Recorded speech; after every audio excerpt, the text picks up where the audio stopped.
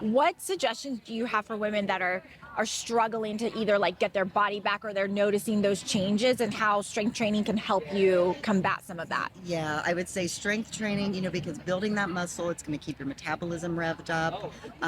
It's going to keep you strong, but also, we've got to give ourselves some recovery time. I Yes. think women, especially, we're going to push, push, push. And we've got to pull back a little bit and let our bodies rest and recover.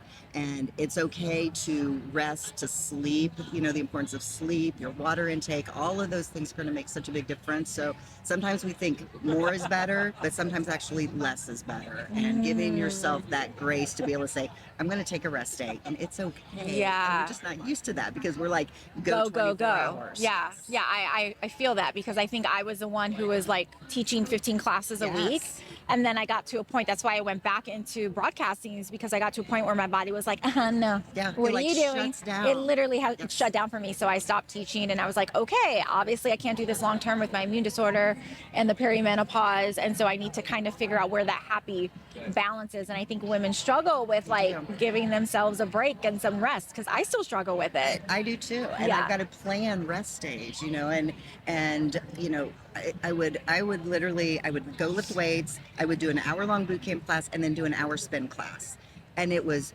And I couldn't understand why I wasn't looking better. Yeah. And I was almost embarrassed. Like, I spend this much time in the gym and I'm Right. embarrassed. Yes. And it wasn't until I switched things up and I really started focusing on strength training appropriately to, lifting a little bit heavier, recovering from it, and fueling my body appropriately. We undereat so much. We Yes. think less is better when it comes to calories. We've got to fuel appropriately. That's Right. a big thing with women too. We think I'm going to just eat a little bit, I'm going to do all the cardio, and we've got to flip that script Yeah. because that's not what our bodies need. Absolutely.